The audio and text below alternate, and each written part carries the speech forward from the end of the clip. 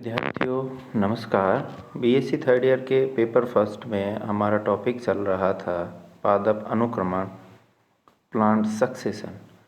पिछले वीडियो में हमने जाना कि किस प्रकार से एक निर्जन स्थान पर किसी पादप समुदाय का, किसी प्लांट कम्युनिटी का वहाँ पर पूरी तरीके से स्थापित होना प्लांट सक्सेशन, पादप अनुक्रमण कहलाता है।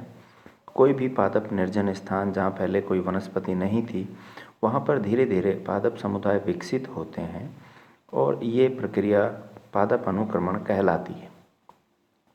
आज हम पादप अनुक्रमण के प्रकार यानी टाइप्स ऑफ प्लांट सक्सेशन पढ़ेंगे। आइए जानें पादप अनुक्रमण के प्रकार। विद्यार्थियों, अनुक्रमण की प्रक्रिया में सर्वप्रथम दूरस्थ स्थानों से आकर नए आवास या अनाच्छादित क्षेत्र में स्थापित होने वाले पादप समुदाय को पुरोगामी समुदाय कहा जाता है। यह अनुक्रमण की प्रक्रिया धीरे धीरे आगे बढ़ती है और अंत में इस क्षेत्र में चरम समुदाय का आगमन होता है। अनुक्रमण प्रक्रिया की प्रारंभिक अवस्था से लेकर चरम समुदाय के अंतिम चरण के बीच प्राप्त समुदायों को क्रमक समुदाय, सीरियल कम्युनिटीज कहा जाता है तथा अनुक्रमण की समस्त क्रम की अवस्थाओं को संयुक्त रूप से क्रमक कहते हैं। यानी किसी भी अनाच्छादित क्षेत्र पर सबसे पहले जो वनस्पति उगेगी, जो पादप समुदाय आएगा, उसको पुरोगामी समुदाय या पायोनियर कहा जाता है। और सबसे अंत में जो पादप वनस्पति वहाँ स्थापित हो जाएगी उसे चरम समुदाय, क्लाइमैक्स कम्युनिटी कहते हैं। और इनके बीच में जो विभिन्न चरण होंगे उनको क्रमक समुदाय या सीरियल कम्युनिटीज़ कहा जाता है। तो सबसे पहले जो उगेगी उसको पायनियर कम्युनिटीज़, पुरोगामी समुदाय, सबसे अंत वाली को चरम समुदाय और बीच के जो होंगे उनको क्रमक समुदाय कहा जाता है। और बीच की जो अवस्थाएं हैं उनको क्रमक कहते हैं। जैसे शुष्क आवासों में होने वाली अनुक्रमण प्रक्रिया शुष्कतारंभी जिरार्क कहलाती है। इसके विभिन्न चरण जीरोसियर कहलाएंगे। जबकि लवण रहित जल में जल क्रमक हाइड्रोसियर, लवणीय जल में लवण क्रमक हेलोसियर, अम्लीय जल में अम्लीय क्रमक ऑक्जेलोसियर, इनको इन नामों से जानते हैं। यहाँ होने वाले अनुक्रमण को चिन्हित इस प्रकार से हम कर सकते हैं। इसी प्रकार मरुकर्मक यदि नग्न शिलाखंडों व चट्टानों, बेयर रॉक्स के ऊपर होता है तो इसे शैल कर्मक लिथोसियर, और रेतीले टीले या बालू के टीले पर संचालित होता है तो इसे सैमोसियर या बालू के कर्मक कहते हैं। विद्यार्थियों, विभिन्न स्थानों पर जो अनुक्रमण की प्रक्रिया होती है वो मूल रूप से दो प्रकार की होती है, प्राथमिक अनुक्रमण और द्वितीयक अनुक्रमण। आप ये रेखा चित्र के द्वारा देख सकते हो। अनुक्रमण शुष्कतारंभी जिरार्क होगा या जलरंभी हाइड्रार्क होगा। जलारंभी तीन प्रकार के हो सकते हैं। लवणीय जल में होंगे तो उनको हेलोसियर यानी लवण कर्मक, अम्लीय जल युक्त में होंगे तो ऑक्सेलोसियर, और लवण रहित जल में होंगे तो हाइड्रोसियर कहेंगे। जबकि शुष्कतारंभी जो मरुद्भिद होंगे उनको शैल कर्मक या बालू के कर्मक कह सकते हैं। तो बात चल रही है यहाँ पर प्राथमिक अनुक्रमण की। विद्यार्थियों, प्राइमरी सक्सेशन कौन सा होगा? यहाँ यह बात महत्वपूर्ण है। प्राइमरी और सेकेंडरी दो सक्सेशन हैं, प्राथमिक और द्वितीयक अनुक्रमण। प्राथमिक अनुक्रमण वहाँ होता है विद्यार्थियों जहाँ पहले से कोई वनस्पति स्थित नहीं होती है। जैसे रेतीले टीले हैं, नग्न चट्टानें, नए द्वीप, भूस्खलन, भूकंप के बाद बनी नई झीलें, यानी यहाँ पर किसी भी प्रकार की वनस्पति नहीं पाई जाती। जबकि द्वितीयक अनुक्रमण वहाँ होता है जहाँ पहले तो वनस्पति पाई जाती थी लेकिन किसी कारणवश वह नष्ट हो गई और फिर वहाँ पुनः पादप समुदाय का विकास हो तो वह द्वितीयक अनुक्रमण कहलाता है।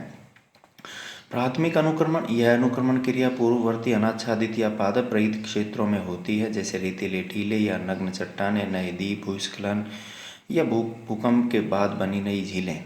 समुद्री परिवेश में भी समुद्री तटों पर नदियों द्वारा अपर्दित मृदा तथा कोरल चट्टानों द्वारा बने क्षेत्र एवं केकड़ों, मोलस्क जंतुओं के खोलों पर भी प्राथमिक अनुक्रमण होता है।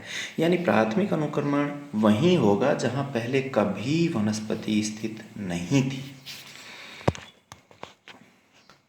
द्वितीयक अनुक्रमण सेकेंडरी सक्सेशन। इस प्रकार के अनुक्रमण क्रिया में अनाच्छादित क्षेत्र पूर्ववर्ती सजीव या पादप समुदाय के नष्ट हो जाने से बनता है।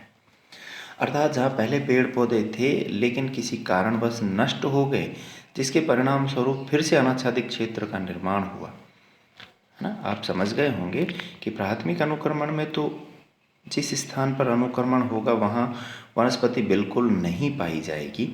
द्वितीयक अनुक्रमण में जिस स्थान पर अनुक्रमण होगा वहाँ पहले तो वनस्पति थी लेकिन किसी कारणवश वह नष्ट हो गई और फिर से यहाँ अनुक्रमण आरंभ होता है। इस प्रकार के पुनर्निर्मित अनाच्छादित क्षेत्र पर संचालित पादप अनुक्रमण को द्वितीयक अनुक्रमण कहते हैं। द्वितीयक अनुक्रमण के लिए अनाच्छादित क्षेत्र का निर्माण अर्थात पूर्ववर्ती वनस्पति का नष्ट होना विभिन्न कारणों से संभव हो सकता है, जैसे आग या जलावयवी कारकों में परिवर्तन, भूकंप या भूस्खलन इत्यादि। जैसे किसी जंगल में मान लीजिए आग लग गई और आग से वह पूरा जंगल नष्ट हो गया। अब आग लगने से पहले वहाँ पर पादप समुदाय जंगल था लेकिन आग लगने से वह नष्ट हो गया। अब वहाँ पर जो पादप समुदाय विकसित होगा, पादपों का जो विकास क्रम होगा वह द्वितीयक अनुक्रमण में कहलाएगा। वहाँ जो अनुक्रमण, वहाँ जो सक्सेशन होगा वो द्वितीयक अनुक्रमण या सेकेंडरी सक्सेशन कहलाएगा। प्राथमिक अनुक्रमण की तुलना में द्वितीयक अनुक्रमण की प्रक्रिया अपेक्षाकृत तीव्र गति से होती है, क्योंकि इनके अनाच्छादित क्षेत्रों में पूर्ववर्ती समुदाय द्वारा निर्मित ह्यूमस एवं मृदा पहले से ही मौजूद होती हैं। द्वितीयक अनुक्रमण के विभिन्न चरणों या क्रमकों को सब सीयर एवं प्राथमिक अनुक्रमण के क्रमकों को प्राइसीयर कहा जाता है। तो द्वितीयक अनुक्रमण तेजी से होता है क्योंकि वहाँ पर पहले से ही जो पादप थे उनका ह्यूमस, उनसे निर्मित जो खाद्य पदार्थ हैं, खाद है, मृदा, वो पहले से मौजूद होती है। जबकि प्राथमिक अनुक्रमण में पहले पादप मौजूद नहीं होते हैं। जैसे मान लीजिए किसी चट्टान पर पादप निर्माण, पादप समुदाय का विकास होता है तो वह प्राथमिक अनुक्रमण होता है। तो वहाँ पर बहुत मुश्किल से पादप अनुक्रमण होता है। पहले वह चट्टान टूटेगी, फिर उसमें मॉसेस का निर्माण होगा, लाइकेन बनेंगे, फिर एक मिट्टी की हल्की बारीक सी परत निर्मित होगी और फिर धीरे धीरे पादपों का उस पर विकास होगा। जबकि द्वितीयक अनुक्रमण में पहले से ही जो पादप नष्ट हुए हैं उनके पादप भाग पाए जाएंगे, मृदा पाई जाएगी। पौधों के मृत अवशेषों पर विभिन्न प्रकार के सूक्ष्म जीव जैसे जीवाणु तथा अनेक कवक प्रजातियां अपघटन का कार्य करती हैं। इस अपघटन क्रिया के अंतर्गत सूक्ष्म जीवों का भी अनुक्रमण होता है। इस अनुक्रमण प्रक्रिया को सूक्ष्म क्रमक सरल कहते हैं। यानी जैसे जैसे पादप समुदाय विकसित होंगे उनके पैरेलल, उनके समानांतर जीवाणु, सूक्ष्म जीव, कवक प्रजातियां, इनका भी अनुक्रमण होता है। तो इस प्रक्रिया को सूक्ष्म क्रमक सरल कहते हैं। अनुक्रमण की प्राथमिक अवस्था में उपस्थित सजीव प्रजातियों की प्रकृति के आधार पर इसे परपोषी या स्वपोषी अनुक्रमण में विभेदित किया जा सकता है। परपोषी अनुक्रमण प्रक्रिया की प्रारंभिक अवस्थाओं में परपोषी सजीवों जैसे जीवाणु, कवक एवं विभिन्न जंतुओं की संख्या स्वपोषी हरे पौधों की तुलना में अधिक होती है, जबकि स्वपोषी अनुक्रमण के प्रारंभ में स्वपोषी हरे पौधों की संख्या परपोषी सजीवों से अधिक होती है तथा यह अकार्बनिक पदार्थों की बाहुल्यता से होता है।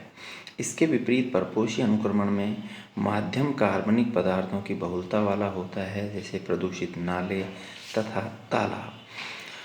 तो अनुक्रमण के प्रारंभ में स्वपोषी सजीव ज़्यादा होंगे या परपोषी ज़्यादा होंगे, इस आधार पर भी स्वपोषी या परपोषी अनुक्रमण हो सकता है।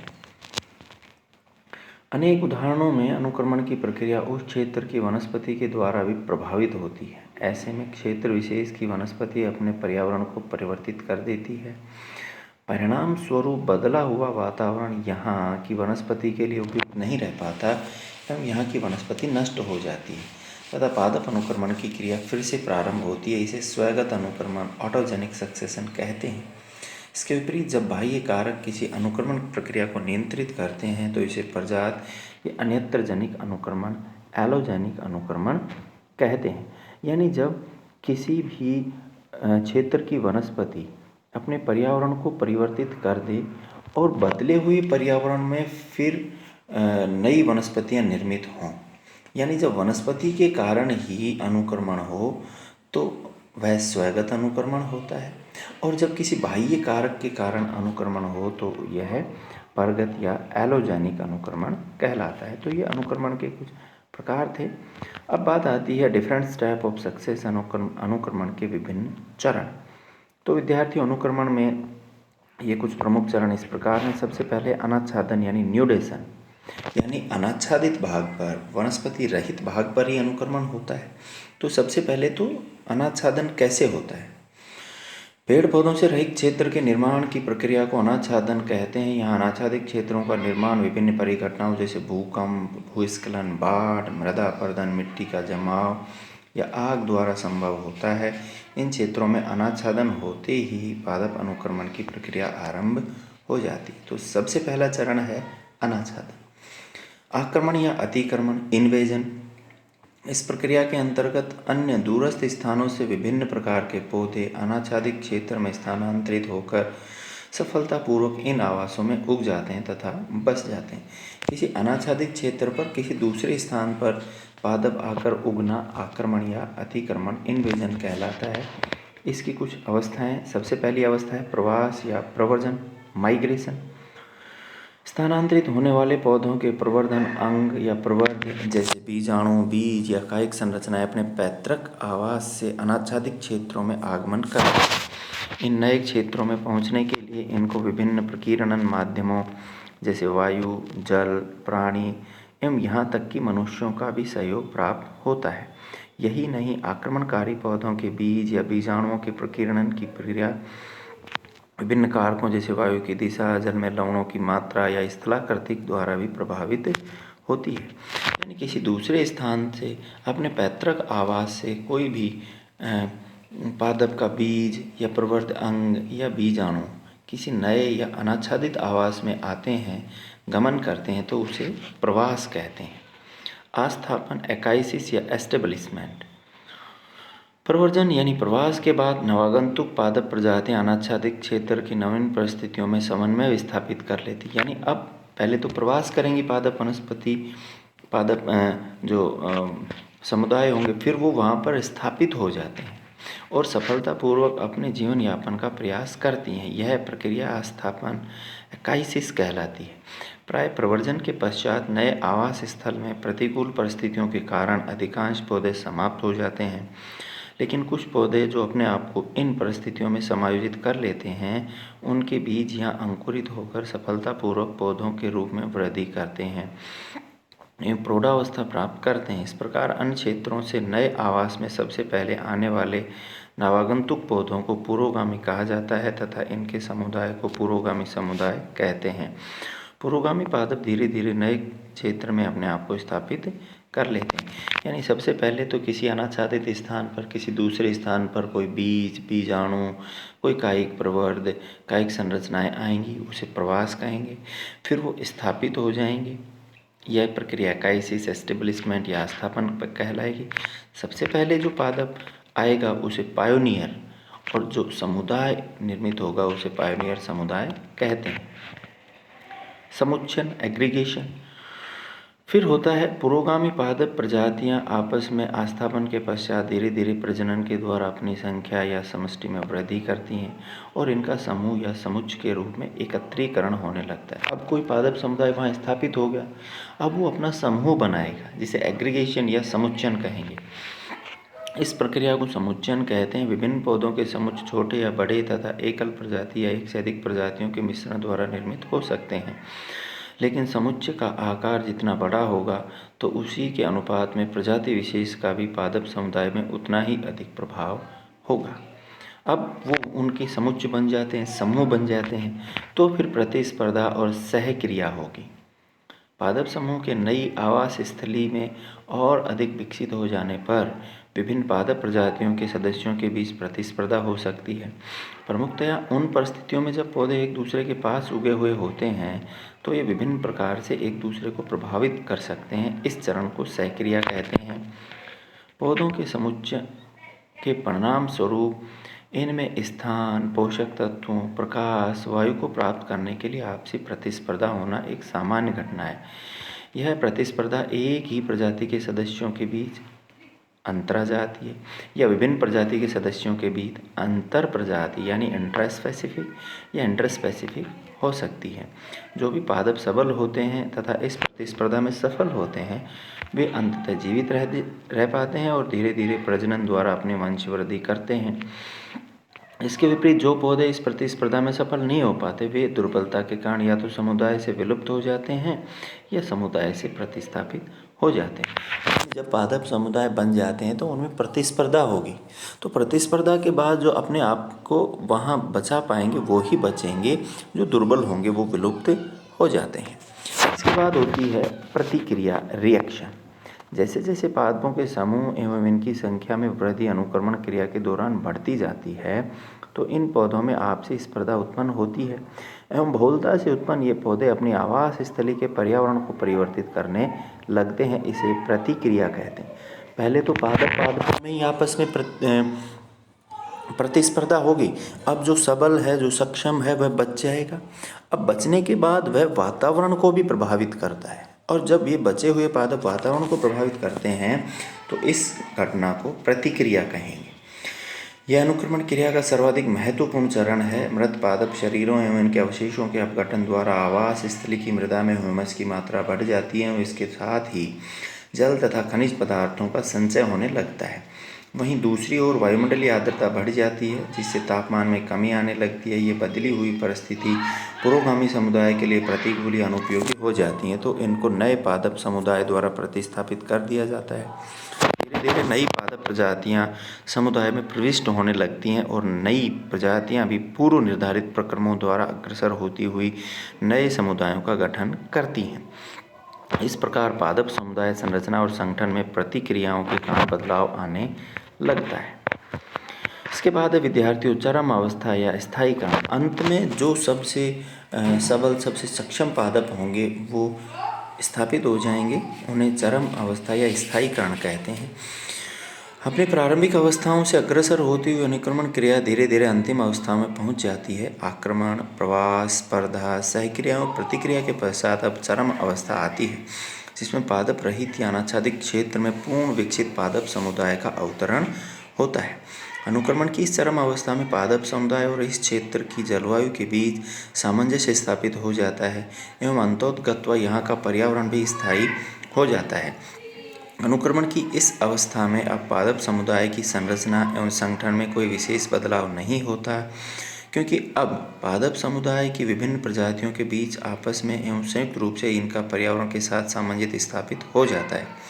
इस प्रकार के समुदाय को चरम समुदाय और वनस्पति को चरम वनस्पति कहा जाता है तथा अनुक्रमण की इस अंतिम अवस्था को चरम अवस्था कहते हैं। तो अंत में जो अवस्था निर्मित होती है उसे चरम अवस्था या स्थायीकरण, क्लाइमैक्स स्टेज कहा जाता है। विद्यार्थियों, कुछ क्षेत्रों में यह देखा गया है कि प्राय वहाँ लगातार विनाशकारी जैविक गतिविधियों के परिणाम स्वरूप पादप समुदायों के संगठन में विचलन आ जाता है तथा इनका ठीक ढंग से विकास नहीं हो पाता।